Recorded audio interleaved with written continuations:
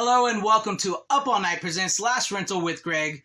I'm Greg, and in this last rental video, I pulled off the shelf for you guys Night of the Creeps, written and directed by Fred Dekker, who also did The Monster Squad, one of my all-time favorite movies. You remember The Monster Squad, The Wolfman's Got Nards, one of the best movies out there from the 80s. And so is this. This is a very underrated, underappreciated 80s movies in my opinion.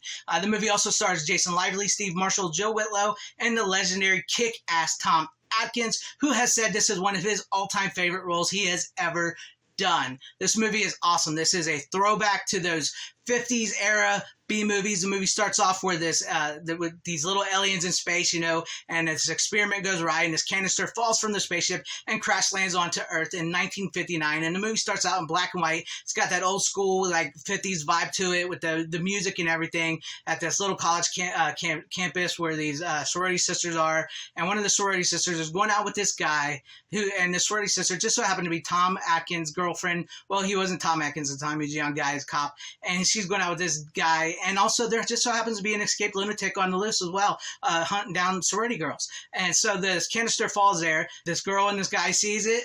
The guy goes after it, and a slug comes out and jumps down his throat. And, we flash forward to the 80s, right? We're back into the 80s, and we have Jason Lively and Steve Marshall, who are these bumbling, nerdy college kids. And, Jason wants to get with, his character wants to get with Jill Whitlow's character, who is amazingly hot in this movie. And it's one of the rare moments where the final girl actually does go topless, and you do get to see her goods.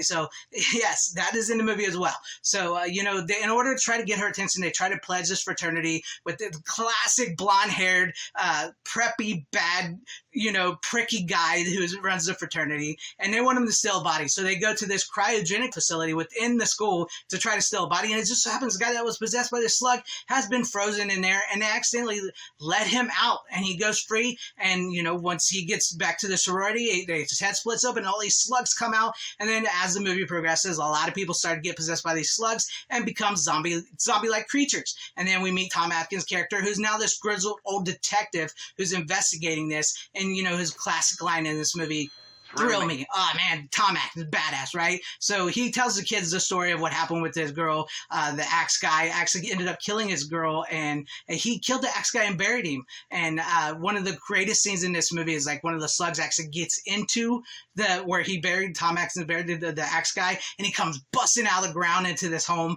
and it's just really creepy, and it's just insane. You gotta love the practical effects in this. And one scene, if you blink and you miss a moment in the movie, is when Steve Marshall's character is in the bathroom being attacked by the slugs. Written on the bathroom wall way in the back, it actually says Monster Squad, because Fred Dekker just found out that they were going to make the Monster Squad while he was filming this movie. So that is awesome that is in there, connection to the two. So the movie keeps going until Jason Lively's character and Joe Whitlow's character and Tom Atkins' characters come together to battle these slugs, and it has this bittersweet sort of ending, depending on which version you watch, because there are two versions of the film, and this contains both of them, the director's cut and the theatrical cut, and it just depends on how you feel. There's one ending with the dog, and there's one ending, with something that happens with Tom Atkins' character. But it's just one of those great throwback to the B movies of the 50s that the 80s excelled so well at, and I really like this movie, and I really think Fred Dekker needs a little more appreciation for this movie. This movie is awesome, and I just absolutely love Tom Atkins' performance in this movie. You just can't go wrong with that.